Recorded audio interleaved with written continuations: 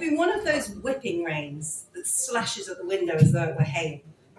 But it had calmed now. One bird was already awake, having emerged from whatever shelter, perhaps a makeshift nest behind a wee living. It had been a wet day such as this when I arrived in the town. I'd found a place that was cheap. No cutlery, no crockery, and a radiator that wheezed warmth. My first meal was a can of kestrel, some pale chips, and a sausage well battered but poorly fried. I ate what was edible, sitting between yellowing circles on the threadbare carpet and eating off newspaper with greasy patches. People were still serving chips in old newspapers back then. I liked it. I sometimes transfer my chips to a newspaper when I want to remember those times. The town had seemed rather sorry for itself, which is, of course, a large part of why I've repeatedly failed to leave. That and the dead people anchoring me here, of course. I weave through the gravestones like I do every day. I go past Errol Porter, died aged 73 in 1896.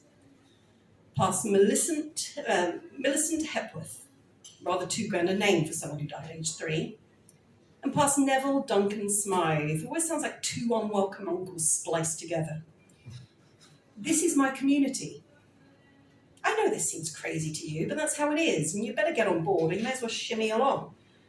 You didn't shimmy, of course, you could mince, trot or mosey, but it doesn't really matter. Get on board or fuck off is what I'm saying. The dead are my community. If you can't get on board with that, I honestly don't think there's any point going on. You see, it's not about Errol, Millicent or Neville today, though they have their moments. It's about Oscar. Oscar Rook died aged 37, 1952. Oscar, well, he's having a bit of a hard time lately. Hard time? Isn't he dead? Quite so. Look, I said you were going to have to get on board.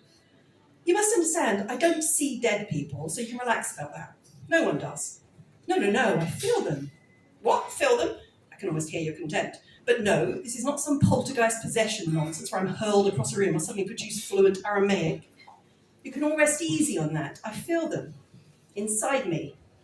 That sounds pretty gross. No, part of me. They are me and I am them. It's harder to explain than I thought, and I must confess I've never really tried. I suppose it is rather that I live among them. They are what I think about, and they are therefore part of me and who I am. Look, you'll get the hang of it. Let's get back to Oscar. Yes, he's dead and all, but like I said, he's been having a hard time lately. You see, Michel Aguilar, died aged 62, 1947, has taken umbrage. And the umbrage of a French resistance hero who died 2 years after the war in an undignified episode is not what anybody wants, least of all Oscar. You see, Oscar was a quiet man, and any form of confrontation, such as umbrage, sent him scuttling into his shell rather like a retreating hermit crab. It took me a long time to coax him out and get him to mingle, but Michel seems to have undermined those efforts in a mere snap, which is rather annoying. What is the source of this umbrage? Well, Oscar couldn't help noticing that the French like a drink. The French do, of course, like a drink, but Michel likes it more than most, and it rather struck a nerve. She'll move on, of course, but Oscar doesn't have such self-sufficiency. If we want him back, and I think we do, he's not without his charms, I'm going to have to coax him out. Again. And I really haven't decided yet whether it will be harrowing or fun. I guess he'll tell me. Anyway, I'm here with my thermos, a corned beef sandwich, and my waterproofs. I've got all the time in the world, and he knows it, which is why he is currently hiding.